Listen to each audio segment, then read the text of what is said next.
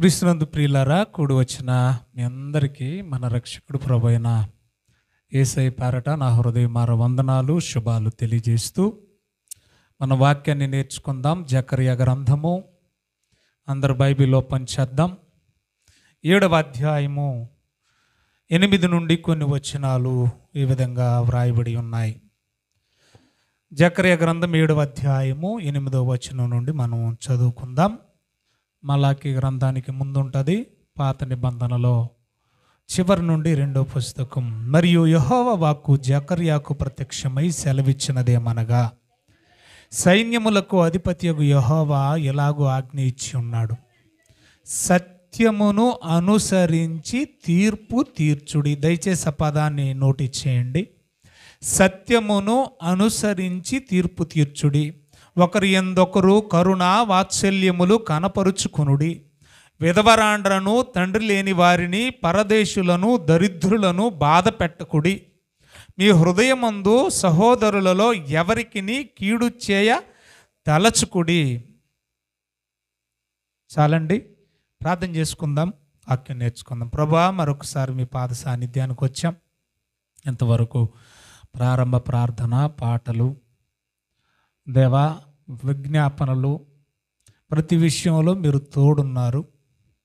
కొద్ది నిమిషాలు వాక్యాన్ని ధ్యానిస్తూ ఉండగా సమయోచితమైన మీ జ్ఞానము, మీ పరిశుద్ధాత్మని నడిపింపు, సహాయము అనుగ్రహించండి.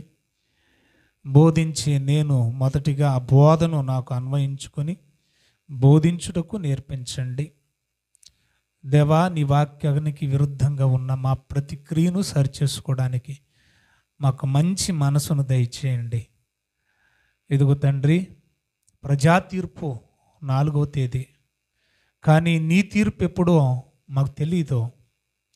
ఈ లోకంలో నా తండ్రి ఎన్ని తీర్పులున్నా నీ తీర్పు న్యాయమైంది, సత్యమైంది, గొప్పది. ప్రలోభాలకు లోబడేది కాదు, లంచాలకు లోబడేది కాదు. నీ తీర్పులో న్యాయం ఉంది, ప్రేమ ఉన్నది. కనుక ఆ తీర్పు కోసం మేము ఎదురు చూసినట్లు సహాయం చేయండి.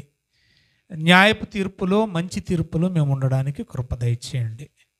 తీర్పు అనే ఈ అంశంలో నా తండ్రి దాదాపుగా 8 ఎపిసోడ్లు మేము మాట్లాడుకున్నాం. చివరగా ఇది 9వది. మీరే సహాయం చేసి మహిమ పొందండి. యేసు నామములు ఈ ప్రార్థన అడిగి వేడుకుంటున్నాము తండ్రి, ఆమేన్. ప్రియులారా, మరి తీర్పును గూర్చి అనేక పాఠాలు మనం నేర్చుకుంటూ వస్తూ ఉన్నాం. 8 ఎపిసోడ్లు అయిపోయినాయి. ఇది 9వది. నేను దీంతో తీర్పును గురించి నేను ఆపేస్తాను. ఒకవేళ ఎవరికైనా సందేహం ఉంటే అడగండి, దాన్ని బట్టి మనం ఇంకేమైనా మాట్లాడుకుని ఉంటే తర్వాత వారాల్లో మనం నేర్చుకుందాం. రైట్, మనం తీర్పు తీర్చాలి అని దేవుడే చెప్పాడు. తీర్పు ఎవరు తీర్చాలంట? మనమే తీర్చాలంట. యేసు ప్రభు మొదటి రాకలో వచ్చింది తీర్పు తీర్చడానికి కాదట, క్షమించి రక్షించడానికి వచ్చాడట. అయితే 2వ రాకల్లో మాత్రం ఖచ్చితంగా ఆయన ఎందుకు వస్తున్నాడంటే తీర్పు తీర్చడానికే వస్తున్నాడు. 2వ రాకళ్ళు ఎందుకు వస్తున్నాడు? తీర్పు తీర్చడానికి వస్తున్నాడు. అది అంతిమ తీర్పు. మరి ఈలోపు తీర్పు జరగదా అంటే, ఈలోపు తీర్పు జరిగిపోతూ ఉంది.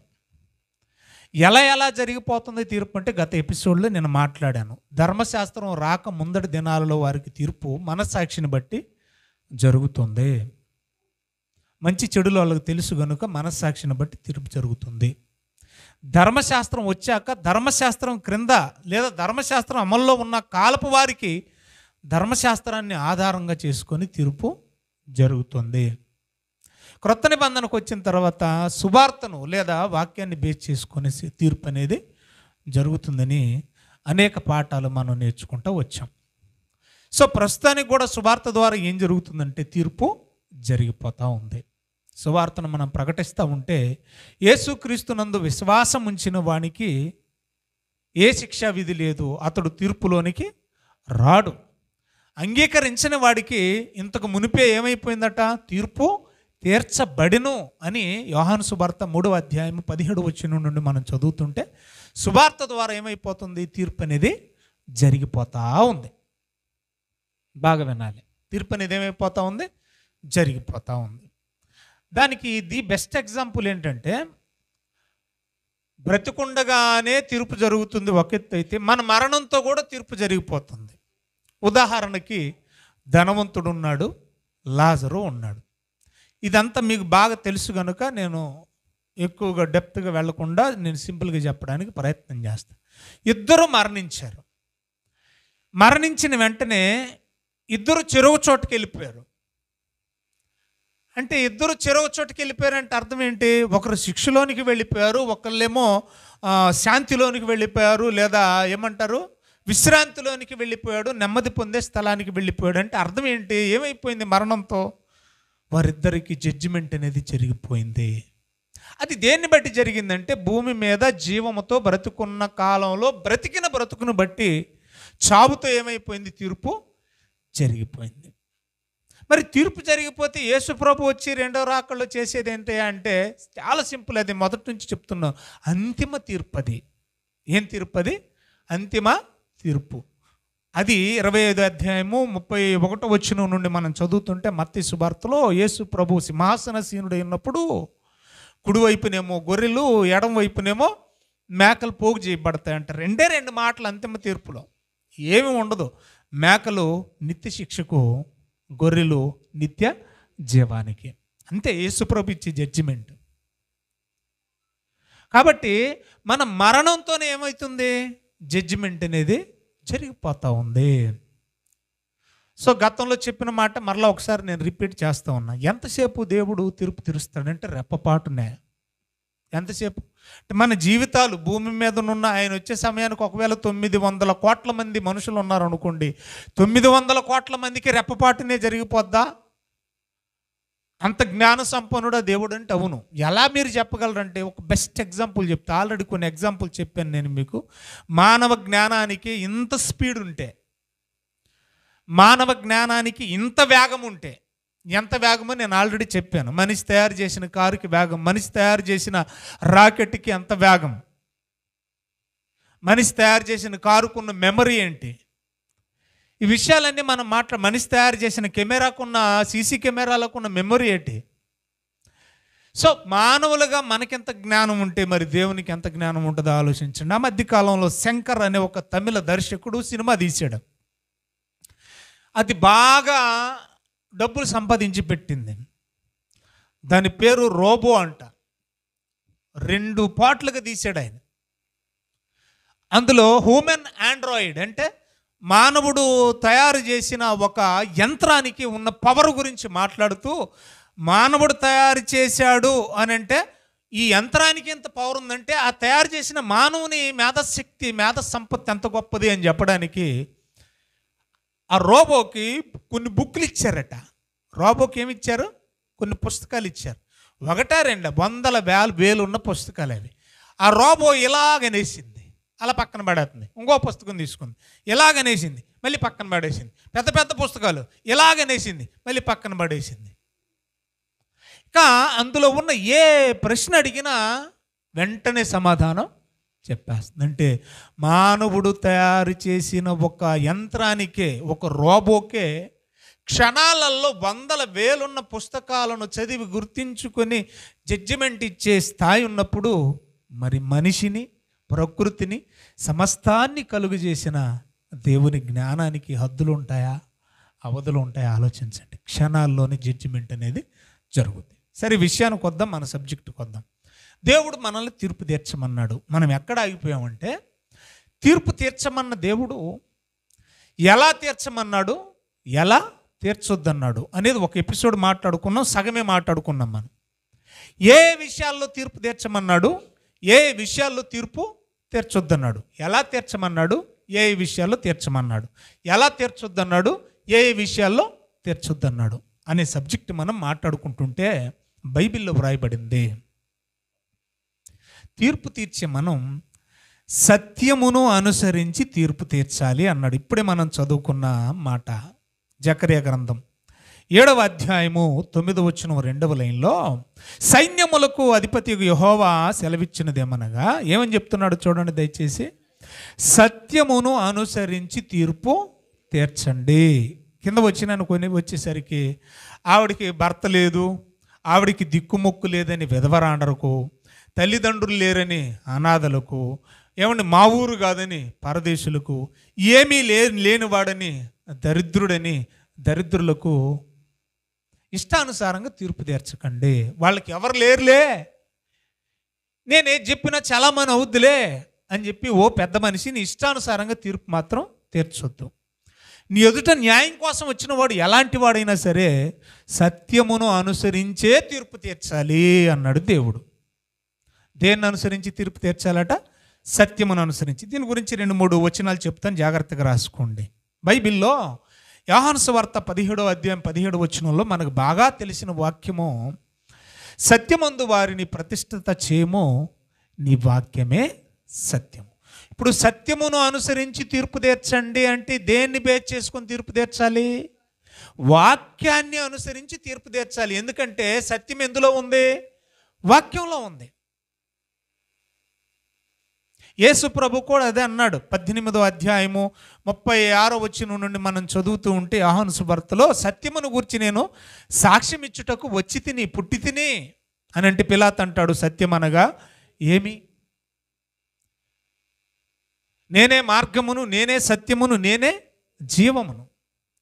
సో వాక్యాన్ని బేస్ చేసుకొని మనం తీర్పు తీర్చాలి. 119వ కీర్తన 160వ వచనంలో కూడా వ్రాయబడిన ఒక వచనాన్ని మనం చదువుదాం. 119వ కీర్తన 160వ వచనం ఈ విధంగా వ్రాయబడి ఉంది. ప్రియులారా చదవండి దయచేసి. నీ వాక్య సారాంశము సత్యము. వాక్యములో ఉన్న సారము, ఆ సారములో ఏముందట? సత్యం ఉంది అంటూ నీవు నియమించిన వాక్యము, న్యాయ విధులు అంటే వాక్యము నిత్యము నిలుచును. సో ఇక్కడ మనకు అవసరమైన సెంటెన్స్ మనం తీసుకుందాం. నీ వాక్య సారాంశము ఏమన్నాడు భక్తుడు? సత్యము. వాక్యమే సత్యము, వాక్యమే సత్యము. సమూయేలు 2వ గ్రంథం 7వ అధ్యాయము 28వ వచనంలో ఈ విధంగా వ్రాయబడింది. సమూయేలు 2వ గ్రంథము 7వ అధ్యాయము 28వ వచనంలో వ్రాయబడిన మాట మనం చదువుకుందాం ప్రియులారా. చూడండి దయచేసి. యెహోవా నా ప్రభువా, మేలు దయచేయుదువని నీవు నీ దాసుడనైనా నాకు సెలవిచ్చుచున్నావే. నీవు దేవుడవు గనుక నీ మాటే సత్యము. చాలు ఇంతవరకు. సో ఒకవేళ మనం జడ్జిమెంట్ ఇస్తే దేన్ని ఆధారం చేసుకొని మనం తీర్పు తీర్చాలంటే వాక్యాన్ని ఆధారం చేసుకునే తీర్పు తీర్చాలి. ఇదిగో వాక్యంలో ఎలా ఉంది, నువ్వు ఎలాగే ఉండాలి, వాక్యంలో ఇలా ఉండొద్దంది కాబట్టి నువ్వు ఆ పని చేయకూడదు అని వాక్యాన్ని ఆధారం చేసుకునే చెప్పాలి తప్ప నీకు అనిపించినవి చెప్పకూడదు, నీవు అనుకున్నవి చెప్పకూడదు, మన ఉద్దేశాలు మనుషుల మీద రుద్దకూడదు.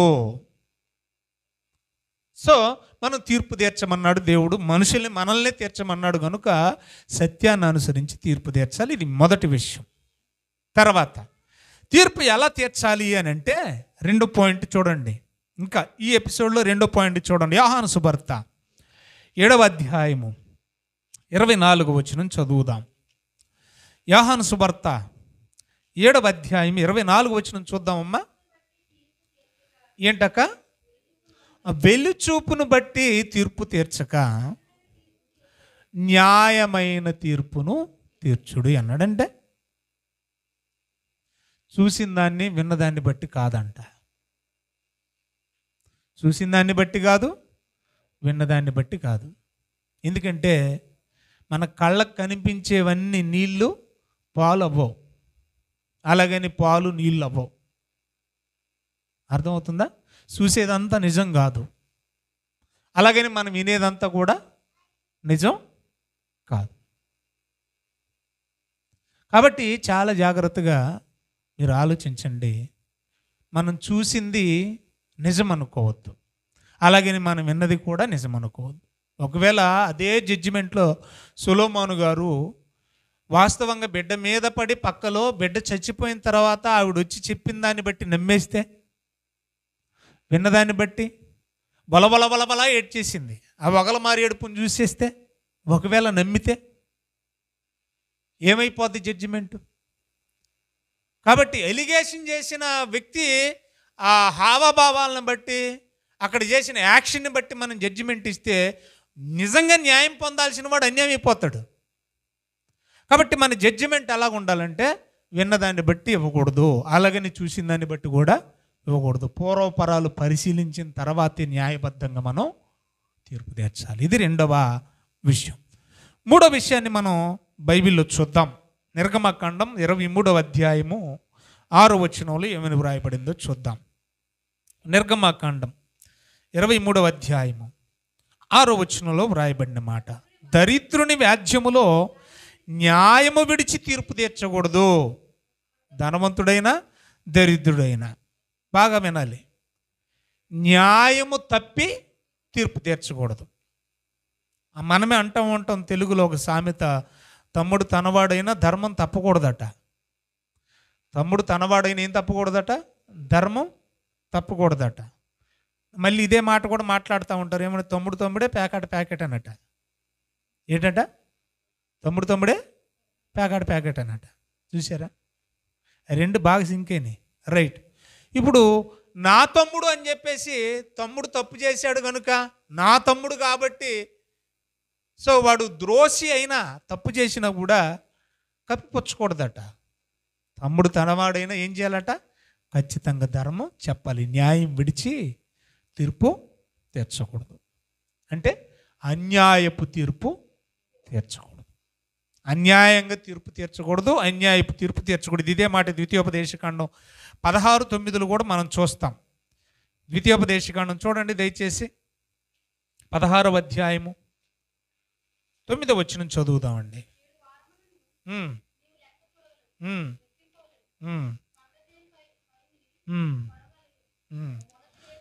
మొదలుకొని 7 వారములు లెక్కించాలి.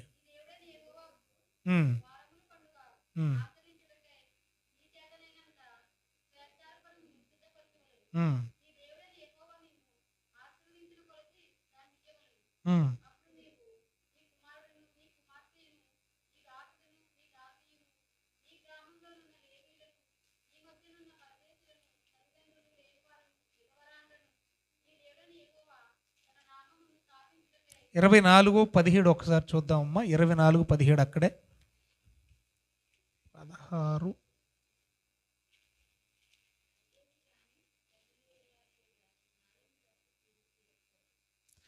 అమ్మ 20 అంతే కరెక్టేనమ్మా, చదవండి.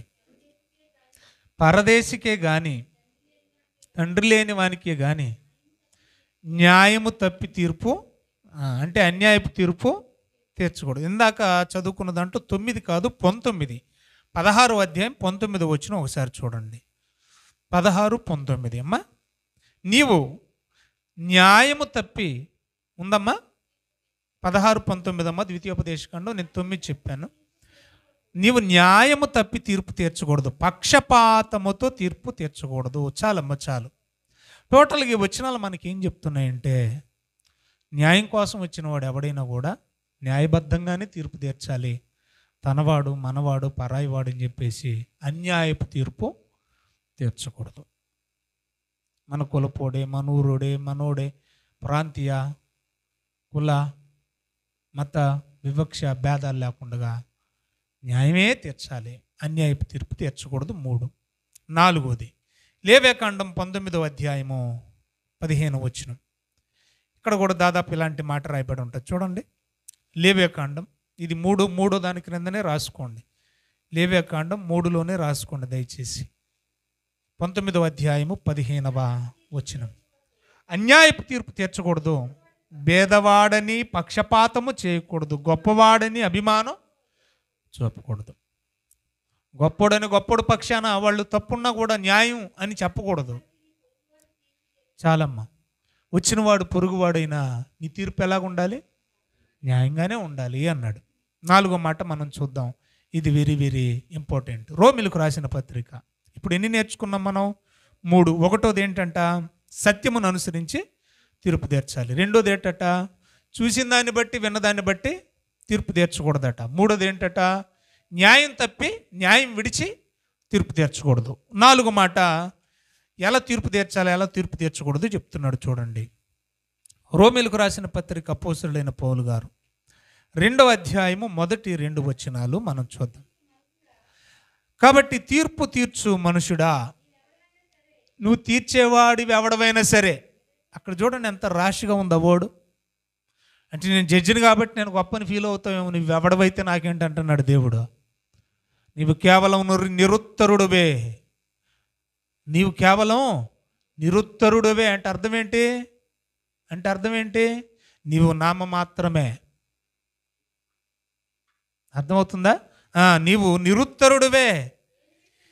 దేని విషయములో ఎదుటివానికి తీర్పు తీర్చుచున్నావో అదే విషయంలో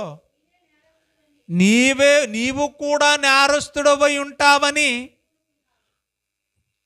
ఆలోచించు అన్నాడు. ఒకసారి ఈ మాటని మనం జాగ్రత్తగా సీరియస్గా తీసుకోవాలి.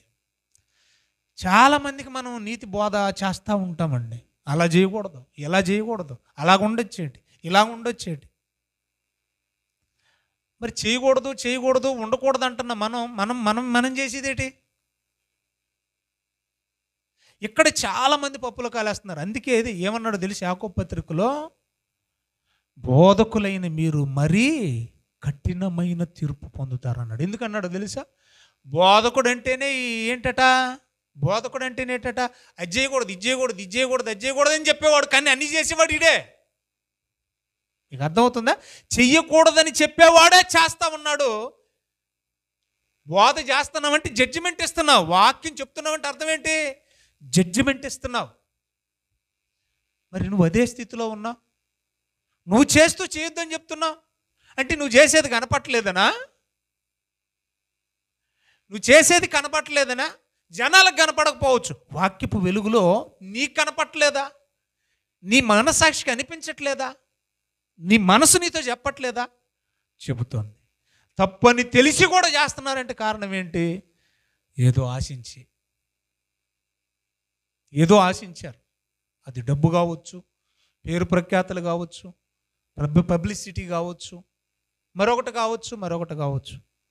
అంటే వీళ్ళు ఏం చేస్తున్నారు? మనస్సాక్షిని చంపేసుకొని బోధ చేస్తున్నారు. అందుకన్నాడు, బోధ చేసి నీవు కేవలం నిరుత్తరుడివే, తీర్పు తీర్చి నీవు కేవలం నిరుత్తరుడివే. ఒకరికి తీర్పు తీర్చేటప్పుడు నీవు కూడా అదే స్థితిలో ఉన్నామనే సంగతి మర్చిపోవద్దు. అందుకే ఈ విషయాన్ని బేస్ చేసుకుని యేసు ప్రభు కొండ మీద ప్రసంగంలో చెప్పాడు. మత్తయి సువార్త 7:1 తీర్పు తీర్చకుడి అన్నాడు. ఎవరు తీర్చొద్దు? కంట్లో దూలం ఉన్నోడు తీర్చొద్దు. ఏమంటున్నాడు తెలుసా? ఎవరు తీర్చొద్దు అని అంటే, నీ కంట్లో దూలం ఉంది, ఎదుటివాడి కంట్లో నలుసుని ఎంచుతున్నావు. నువ్వు ఏమెంచుతున్నావు? ఎదుటివాని కంటిలో నలుసుని ఎంచుతున్నావు, కానీ నీ కంట్లో ఏముంది? దూలం ఉంది. అసలు వీడు తీర్పు తీర్చడానికి తగునా? దూలం ఉన్నాడు, తగడు. అందుకన్నాడు యేసుప్రభు, తీర్పు తీర్చొద్దని ఎవరినన్నాడంటే దూలం ఉన్నోడు అన్నాడు. కింద చదివితే మనకు అర్థమవుతుంది. అది చదవం మనం. తీర్పు తీర్చొద్దని ఇక్కడ అన్నాడు కదండి. మీరెవరండి జడ్జిమెంట్ ఇవ్వడానికని మనం అంటాం. తీర్పు తీర్చొద్దు అన్నది ఎవరినంటే దూలం ఉన్నోడు తీర్పు తీర్చడానికి తగడు. అర్థమవుతుందమ్మా వాక్యం? బాగా అర్థం చేసుకోండి. ఇంకా బైబిల్ చదువుతూ ఉంటే ఏమండి, మత్తయి సువార్త 23వ అధ్యాయం మీకు అంతా బాగా తెలిసిందే. మత్తయి సువార్త 23వ అధ్యాయము మనకంతా బాగా తెలిసిందే. అయ్యో వేషధారులైన శాస్త్రులారా, పరిచయులారా. వీళ్ళెవరంట? వేషధారులు. వేషధారు అంటే ఎలాగ ఉంటాడు? పైకి నీతిమంతుల్లాగా కనపడతాడు, లోపల వాడు చేసేవన్నీ పాపిష్టి పనులే. వాళ్ళ గురించి రాసిన మాటలు మొదటి 2 వచనాల్లోని యేసుప్రభు జాగ్రత్త చెప్తే ఏమన్నాడు తెలుసా? వాళ్ళు చెప్పుదురే కానీ వాళ్ళు చేయరంట. ఎట్టున్న పుల్ల అట్ట బెట్టరట. ఇలా ఉన్న పుల్ల అలా బెట్టరంట అండి. చెబుతారే కానీ ఏం చేయరట? చెప్పింది చేయరంట. మీరు వారి వలే ఉండొద్దు అన్నాడు. కాబట్టి మాటలన్నీ మనం పైపెచ్చు ఇప్పుడు ఎన్నైనాయి మనకి? 4 అయినాయి కదా. 4వది ఏంటి? తీర్పు తీర్చు మనుషుడా, నీవు కూడా అదే స్థితిలో ఉన్నావేమో చెక్ చేసుకొని తీర్పు తీర్చు. అదే కదా చెప్పాడు. ఒకవేళ నేను కూడా అదే తప్పు చేస్తుంటే నేను దాని గురించి మాట్లాడడానికి నేను సరిపోను. రైట్. అదొక ఎత్తు అయితే, వీళ్ళు చేసిన పెద్ద తప్పు ఏంటంటే, ఇది 5వ పాయింట్కి రాసుకోండి. దేన్ని ఆధారం చేసుకొని తీర్పు తీర్చాలో దాన్ని పక్కన పెట్టేసి, వాళ్ళ సొంత ఆచారాలు, వారి సొంత పద్ధతులు, పారంపర్యాచారం అని ఉంటుంది బైబిల్లో, వాటిని తీసుకొచ్చి వాటిని బేస్ చేసుకొని తీర్పు తీరుస్తూ ఉంటారు. అర్థమవుతుంది మీకు? అది ఎలాగంటే, కాళ్ళు కడుక్కోకుండా అన్నం తినకూడదు, పాపం చచ్చిపోతే నరకానికి వెళ్ళిపోతారు. బైబిల్ సపోర్ట్ చేస్తుందా? చేతులు కడుక్కోకుండా, అది ఆరోగ్యానికి మంచిదే, ఆరోగ్యానికి మంచిదే. అలాగని మరి నీళ్ళు లేని చోట ఏం చేస్తాం? మనలో మన మాట, నీళ్ళు కాళ్ళు కడుక్కోవడానికి నీళ్ళు ఏం చేద్దాం చెప్పు? అలాగని తిండి మానేస్తాం, చచ్చిపోము. వీళ్ళ ఆచారాలు చూడండి. చేతులు కడుక్కోకుండా, మీ శిష్యులు ఎందుకని సంత నుండి వచ్చినప్పుడు కాలు చేతులు కడుక్కోకుండా, ఎవడు పెట్టాడు, ఎవడు ప్రవేశపెట్టాడు? ఇవి ఆ శాస్త్రులు పరిశీలే కదా. అంటే పారంపర్యాచారాలను ఏం చేస్తున్నారంట? వీళ్ళు కల్పించినవి దేవుడే చెప్పాడు అన్నాడు చెప్తున్నారట. ఇదొక రకమైన జడ్జిమెంట్. ఎంత ఫాల్స్ జడ్జిమెంట్ ఆలోచించండి. వాళ్ళు కల్పించిన వాటిని దైవోపదేశములని బోధిస్తూ ఉన్నారట. వీటి గురించి మీ అందరికీ తెలిసిన విషయం. మత్తయి సువార్త 15వ అధ్యాయం మనం ఒకసారి చూద్దాం. అక్కడ మత్తయి సువార్త 15 మనం చదువుతుంటే, ఆ సమయమున యెరూషలేము నుండి శాస్త్రులు పరిశీలు వచ్చారంట. వీళ్ళు 23 అధ్యాయంలో ఉన్నోళ్ళైనా వీళ్ళు వాళ్ళే వచ్చి అంటున్నారు యేసు ప్రభుని, నీ శిష్యులు ఎందుకు చేతులు కడుక్కోకుండా భోజనం చేస్తున్నారు అంటే, ఏంటట? చేతులు కడుక్కోకుండా భోజనం చేస్తే పాపం అంటే. ఎలాంటి జడ్జిమెంట్ అండి ఇది? అలాగుందా బైబిల్ ఎక్కడైనా? వీళ్ళకి ఆఖరిలో ఇచ్చాళ్ళండి, ఒరే బాబు మీరు పైకి ఎంతో బాగా కనపడుతున్నారు, లోపల ఎలాగుందో తెలుసా? అజితేంద్రియత్వము, దోపుతో నిండి ఉంది. కంపు కొడుతున్నాయి మీ బతుకులు. పళ్ళాలు, కంచాలు, చేతులు, కాళ్ళు కడుక్కునే దాని గురించే మీరు మాట్లాడుతున్నారు. చూడండి ఏమంటున్నాడు, అలా భోజనం వారెందు నిమిత్తము పెద్దల పారంపర్యాచారము అతిక్రమించి. పెద్దల పారంపర్యాచారము ముఖ్యమా, వాక్యం ముఖ్యమా? ఇప్పుడు ఈ వాక్యాన్ని ఏం చేశారు వీళ్ళు? పక్కన పెట్టేశారు. దేన్ని ఆధారం చేసుకొని తీర్పు తీర్చాలో పక్కన పెట్టారు. పెద్దల పారంపర్యాచారాన్ని తీసుకొచ్చి వాక్యాన్ని పక్కన పెట్టి జడ్జిమెంట్ ఇస్తున్నారు. ఆ మాట నేను అనలేదే. ఇదే మత్తయి సువార్త చూడండి దయచేసి. ఇదే మత్తయి సువార్త 7వ అధ్యాయము. మన్నించండి, మార్కు సువార్త 7వ అధ్యాయము. మార్కు సువార్త 7వ అధ్యాయం 8వ వచనం. మీరు దేవుని ఆజ్ఞను విడిచిపెట్టి మనుషుల పారంపర్యాచారమును, యేసుప్రభు అన్న మాట ఈ పరిశీలు శాస్త్రులు అంటోళ్ళతో. తర్వాత మరియు ఆయన, మీరు మీ పారంపర్యాచారములను గైకొనుటకు, నెరవేర్చుకొనుటకు దేవుని వాక్యాన్ని బొత్తిగా నిరాకరించుదురు. నీ తల్లిదండ్రులను గణపరచవలెనని తండ్రినైనను తల్లినైనను దూషించి వానికి మరణశిక్ష విధించాలని మోషే ధర్మశాస్త్రంలో ఉంది కదా. అయినను మీరు ఒకడు తన తండ్రినైనను తల్లినైనను చూచి నా వలన నీకు ప్రయోజనమగునది ఏదో అది కర్బాను అంటున్నాడంట. ఏం చెప్తున్నాడు? మీరేమో తల్లిని పట్టించుకోరు, తండ్రిని పట్టించుకోరు, తల్లిదండ్రులను సన్మానించండి అని దైవ గ్రంథంలో మోషే ద్వారా వ్రాయించిందన్నేమో పక్కన పెట్టేస్తున్నారు. తండ్రి దగ్గరకు వచ్చేసరికి కర్బాను అంటున్నారట. చూసారా? నిషిద్ధమైనదిగా వాక్యాన్ని ఎంచుతున్నారు. సో ఇందుమూలంగా మనకు అర్థం కావాల్సింది ఏంటంటే, జడ్జిమెంట్ పారంపర్యాచారాలను, ఆచారాలను బేస్ చేసుకుని ఇవ్వకూడదు. ఇన్నైని 6వది రాసుకోండి దయచేసి. రోమిలకు రాసిన పత్రిక 14వ అధ్యాయం 1వ వచనం. ఏ విషయాల్లో మనం తీర్పు తీర్చాలి, ఏ విషయాల్లో మనం తీర్పు తీర్చకూడదు, ఇది వెరీ వెరీ ఇంపార్టెంట్ అండి. అమ్మా, ఇది వెరీ వెరీ ఇంపార్టెంట్ అండి. మళ్ళీ చెప్తున్నాను, ఇది వెరీ వెరీ ఇంపార్టెంట్. బాగా వినాలి. 6వ పాయింట్ అమ్మా రాసుకోండి. రోమిలకు రాసిన పత్రిక 14 మొదటి నుండి చదవండి. విశ్వాస విషయమై, ఏ విషయంలో బలహీనుడు అతను, వానిని చేర్చుకోనండి. అయినను సంశయములను తీర్చుటకు వాదాలు పెట్టుకోవద్దు. ఏ విషయంలో? అల్ప విశ్వాసి ఒకడు ఉన్నాడు అక్కడ, బలహీనుడు అన్నాడు చూడండి. విశ్వాసం విషయంలో ఎవరట? బలహీనుడు అంటే అల్ప విశ్వాసి. వాడికి ప్రతీది అనుమానమేనట. సంశయం అంటే అర్థం ఏంటి? ప్రతీది అనుమానమే.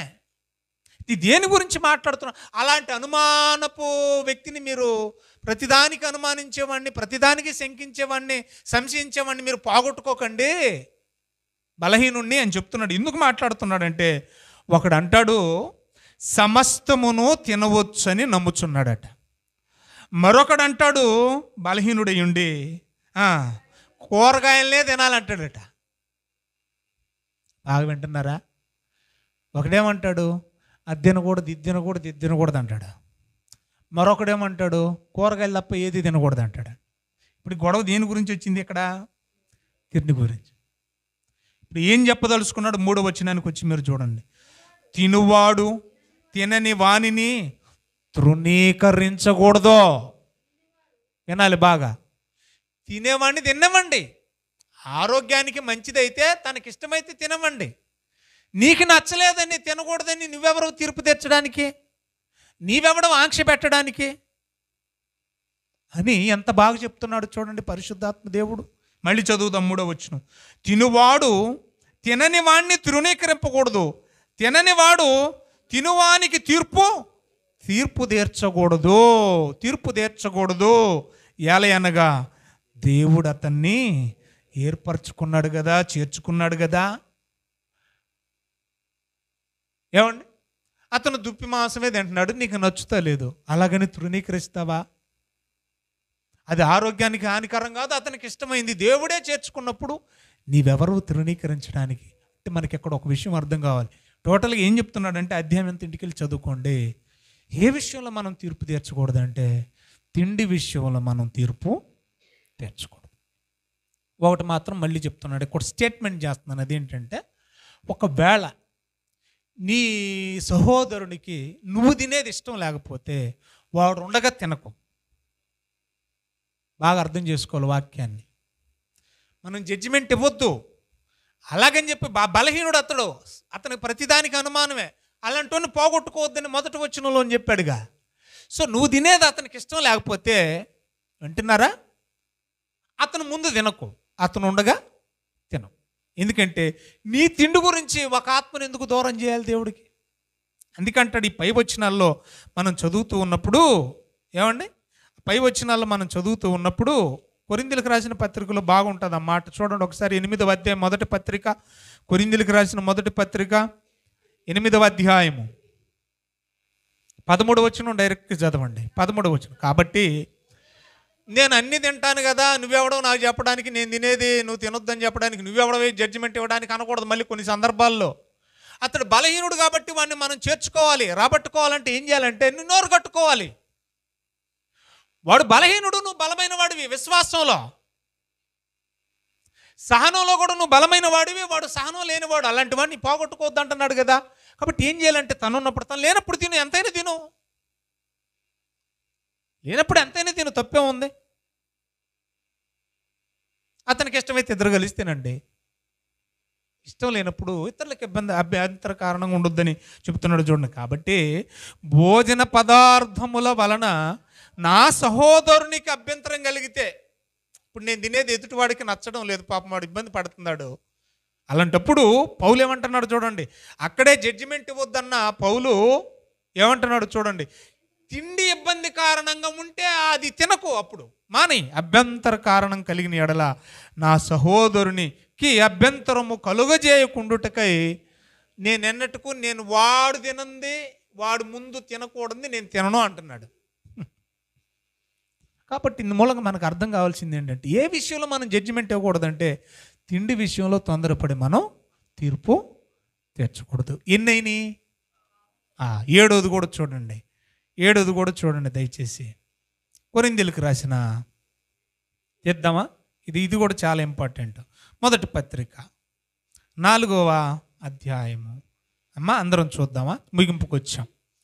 కొరింథీయులకు రాసిన మొదటి పత్రిక 4వ అధ్యాయము 3వ వచనం నుండి చదువుదాం. మీ చేతనైనను ఏ మనిషిని చేతనైనను నేను విమర్శించబడుట నాకు మిక్కిలి.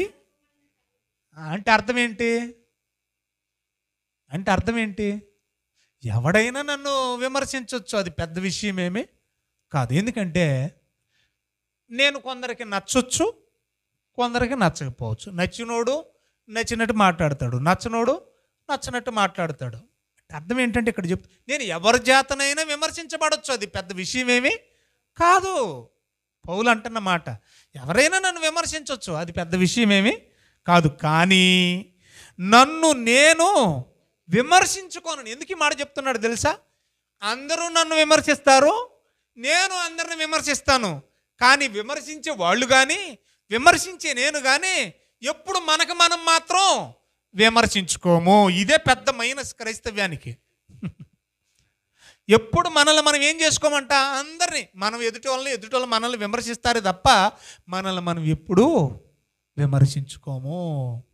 అందుకంటాడు, నిన్ను నీవే విమర్శించుకుని ఎడలా శిక్షకు పాత్రుడుగా ఉండమంటాడు. కొరింథీయులకు రాసిన ఇదే మొదటి పత్రిక 11వ అధ్యాయం 26 నుంచి మనం చదువుతుంటే, ప్రభు బలలో చేవేసి ముందు ఏం చేయమంటాడు? నిన్ను నీవే పరీక్షించుకో. అది ఉండదు మనకి. ఇంకేం చెప్తున్నాడు చూడండి, 4వ వచనం. నా యందు నాకు ఏ దోషము కానరాదు, అయినను ఇందువలన నీతిమంతుడుగా ఎంచబడను. నేను బాగానే ఉన్నానులే అని నాకు అనిపించినంత మాత్రాన నేను నీతిమంతుని అవను. ఎందుకంటే నేను బాగున్నానో లేదని ఎవరు చెప్పాలి? వాక్యం చెప్పాలి, దేవుడు చెప్పాలి. నేను అనుకుంటే సరిపోదు. ఎంత బాగా మాట్లాడుతున్నాడండి పౌలు. చదువుదాం. నిన్ను విమర్శించువాడు ప్రభువే, వాక్యమే. నేను మంచోని అనుకుంటే సరిపోదంట. తర్వాత కాబట్టి సమయము రాకమునుపు అంటే అర్థం ఏంటి? రెండవ రాకడ రాకమునుపు అనగా ప్రభు వచ్చు వరకు దేన్ని గూర్చి తీర్పు తీర్చకడి. పాయింట్ నోట్ ఇచ్చేయాలి. దేనిని గూర్చి అంటే ఏమర్థమైంది మీకు? ఏమర్థమైందమ్మా? మీకు అర్థమైంది చెప్పండి, నాకు అర్థమైంది చెప్తాను తర్వాత. దేన్ని గురించి తీర్పు తీర్చకండి యేసు ప్రభు వచ్చేంత వరకు అన్నాడు. ఏం అర్థమైంది మీకు? అదేంటమ్మా అలాగున్నారు?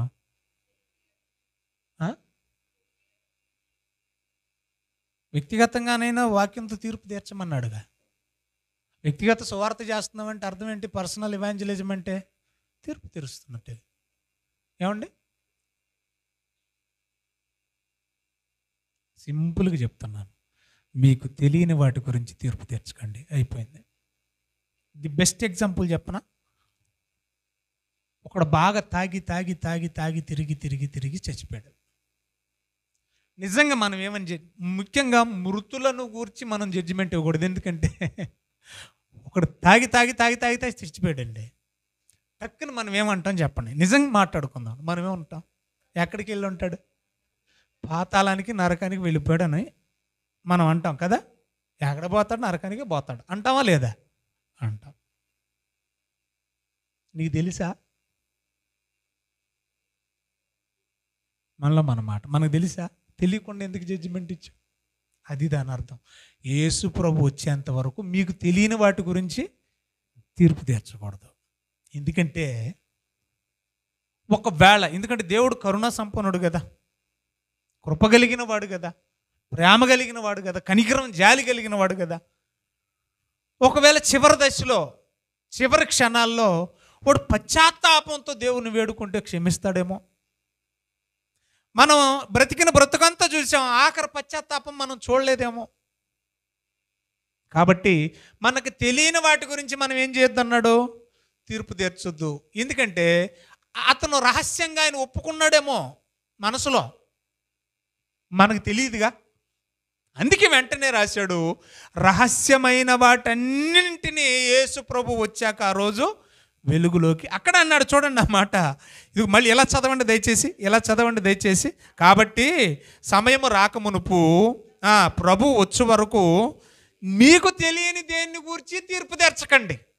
మీకు తెలియని దేని గురించి తీర్పు తీర్చకండి. ఎందుకంటే మీకు తెలియనివి కూడా అంధకారమందున్నవి, రహస్యమందున్నవి అన్నింటిని ఆయన వెలుగులోకి తెచ్చును అన్నాడు. సో ఇప్పుడు మనకి అర్థం కావాల్సింది ఎన్నో పాయింట్ ఇది? 7వ పాయింట్. మనకు తెలియని వాటి గురించి మనం జడ్జిమెంటు ఇవ్వదు. చచ్చిన వాళ్ళ గురించి ముఖ్యంగా, చచ్చాడరా, నరకానికి వెళ్ళాడరా కదా, ఇలాంటి మాటలు పెద్ద పెద్ద బోధకుల నోటే మనం విన్నాం. వాడు చచ్చాడు, ఆడు నరకానికి వెళ్ళాడు. నువ్వెవరు అవి చెప్పడానికి? నీకు తెలుసా? తెలీదు. తెలియని దాని గురించి ఎలా చెప్తున్నావు? చూసారా? రైట్. చూడండి తర్వాత 8వ మాట. 7 అయినాయి కదా, 8వ మాట చూడండి దయచేసి. యాకోబు పత్రిక 4వ అధ్యాయము 11, 12 వచనాలు చదువుదాం. యాకోబు పత్రిక 4వ అధ్యాయం 11, 12 వచనాలు మనం చదువుదాం. సహోదరులారా,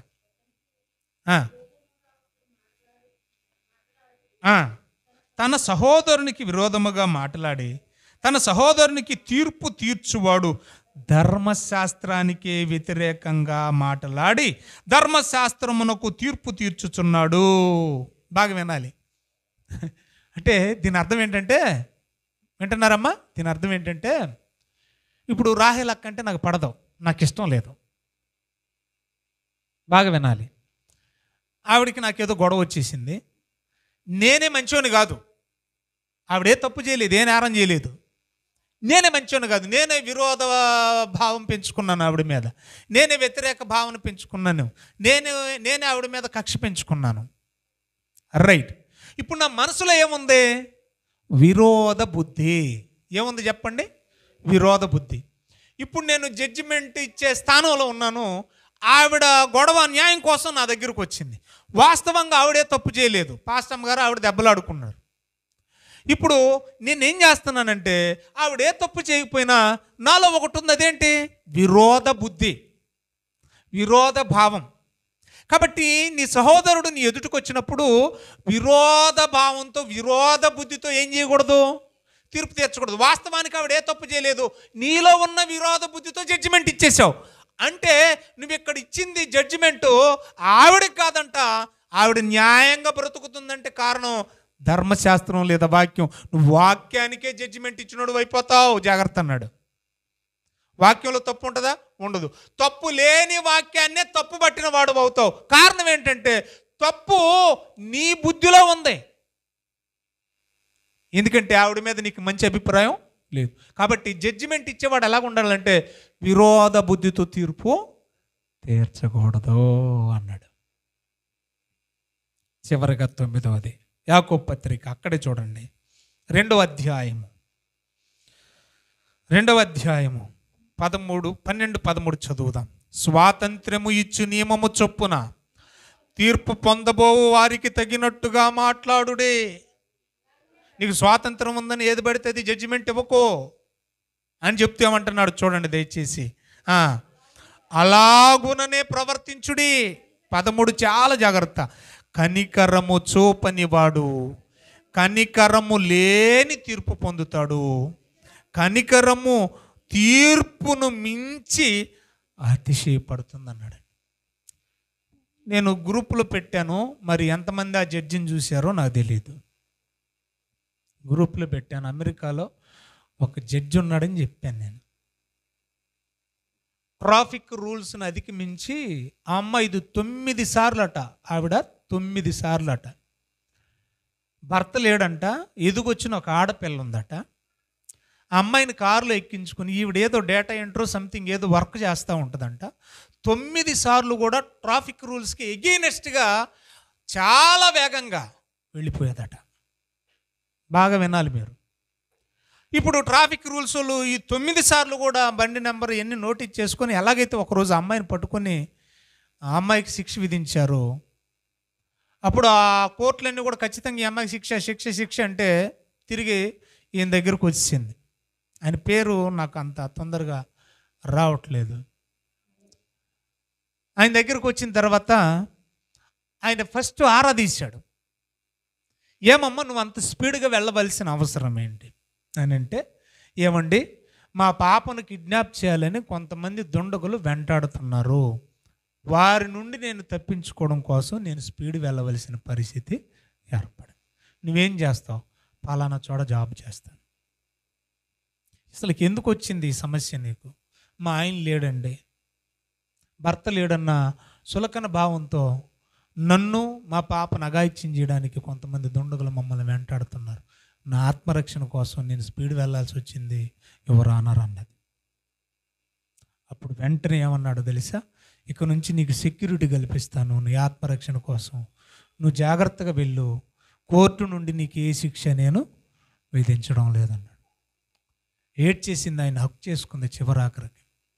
అంటే నేరము చేసిన దానికంటే కనికరముతో కూడిన తీర్పు ఏమన్నాడు చూడండి అక్కడ. కనికరముతో కూడిన తీర్పు ఏమన్నాడు చూడండి అక్కడ. ఏమండి? తీర్పు కంటే మించిందంట. కనికరం అనేది దేనికంటే మించిందంట? మనమిచ్చే మామూలు తీర్పు కంటే కూడా కనికరం అనేది తీర్పు కంటే కూడా మించింది అన్నాడు. మరి ఆ కనికరం ఉందా? మన తీర్పులు ఏముండాలో తెలుసా? మన తీర్పులు ఏముండాలి? కనికరం ఉండాలి. దిశ ఈరోజు ఆ చట్టం ఎందుకు వచ్చింది? నలుగురు పబ్లిక్ ప్లేస్లో జనం ఉండగా ఒక అమ్మాయిని బస్సులో పట్టేసుకొని రాజధాని ఢిల్లీ నడిబొడ్డున అత్యాచారం చేశారు. చాలా ఏడ్చేసింది, గోజాడింది, బతిమాలింది, అనయ్య నన్ను వదిలేయండి. అరిచేసింది, కేకలేసింది. పోనీ అమ్మాయి ఏమైనా శత్రువా? కాదు. అన్యాయం చేసిందా? కాదు. అయిపోయింది. వాళ్ళ కోరిక తీర్చుకున్న తర్వాత ఏమైనా విడిచిపెట్టారంటే రాడ్లతో మర్మాంగాన్ని పొడిచేశారట. ఎంత అల్లాడిపోయి ఉంటుంది, అల్లాడిపోయి ఉంటుందండి. అరిచినప్పుడు కనీసం జాలి, దయ, కరుణ, కనికరం చూపించారా? చూపించలేదు. కనికరము చూపించని వానికి తీర్పు ఎలాగుంటుందంటే కనికరము లేని తీర్పే ఉంటుంది. ముగ్గురిని ఊరేసేశారు. ఏం చేశారు? ఊరేశారు. నలుగురు లారీ క్లీనర్లు, డ్రైవర్లు కలిపి. మీ అందరికీ బాగా తెలిసినటువంటి న్యూసే. హైదరాబాదు షాద్నగర్లో జరిగిన ఇన్సిడెంట్ ఇది.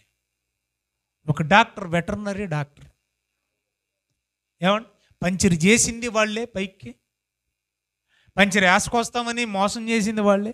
చివరాఖరికి అమ్మాయిని లారీలో ఎక్కించుకొని తీసుకెళ్ళి ఒక కెనాల్ కిందకి తీసుకెళ్ళి అమ్మాయిని అత్యాచారం చేశారు. ఎంత అల్లాడిపోయి ఉంటుంది, ఎంత అరిసి ఉంటుంది ఆలోచించండి. సరే పాడు చేశారు, వదిలేసి వెళ్ళిపోయారంటే పెట్రోల్ పోసి తగలబెట్టేశారు. బతికున్న అమ్మాయిని పెట్రోల్ పోసి తగలబెట్టడం అంటే ఎంత పాచవికమైన చర్య ఆలోచించండి. ఎంత అరిసి ఉంటుందో, అల్లాడిపోయి ఉంటుందో ఆ ప్రాణం ఆలోచించండి ప్రియులారా. కనికరం లేదు, జాలి లేదు. మరి జడ్జిమెంట్ ఎలాగొచ్చింది? ఈడ అరవడానికి కూడా అవకాశం లేకుండా తుపాకీ గుండ్లతో ఎన్కౌంటర్ పేరుతో ఏం చేశారు?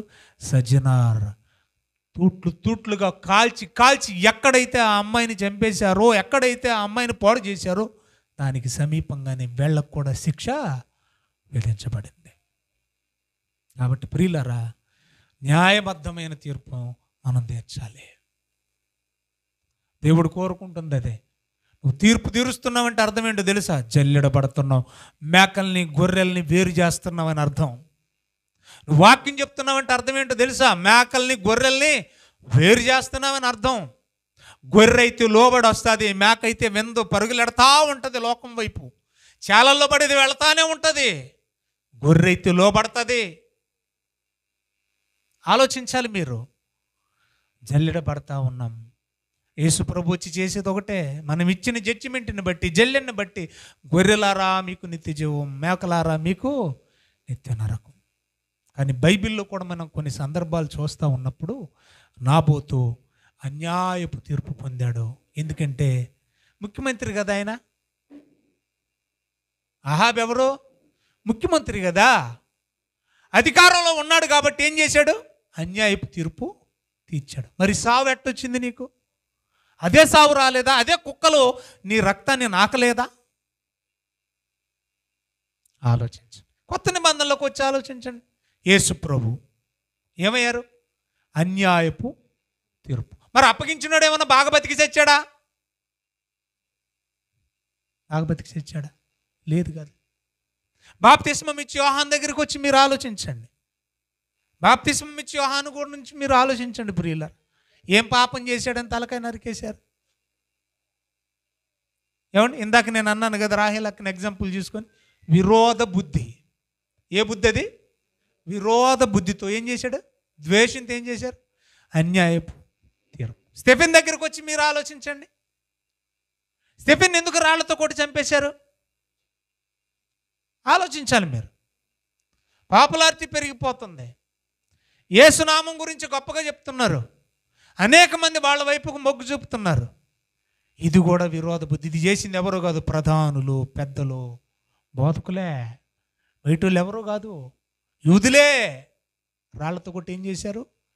చంపేశారు. ఇవన్నీ ఏ తీర్పులు అనుకుంటున్నారు? అన్యాయపు తీర్పు. యాకోబును కత్తితో నరికేశారు, ఖడ్గముతో బిహెడెడ్ అని ఉంటుంది ఇంగ్లీష్లో, శిరచ్ఛాదనం చేశారు. ఏం చేశాడని? పౌలుని శిరచ్ఛాదనం ఏం చేశాడని? అన్యాయపు తీర్పు. కానీ వీళ్ళందరికీ న్యాయమైన తీర్పు ఒకరోజు జరగబోతుంది.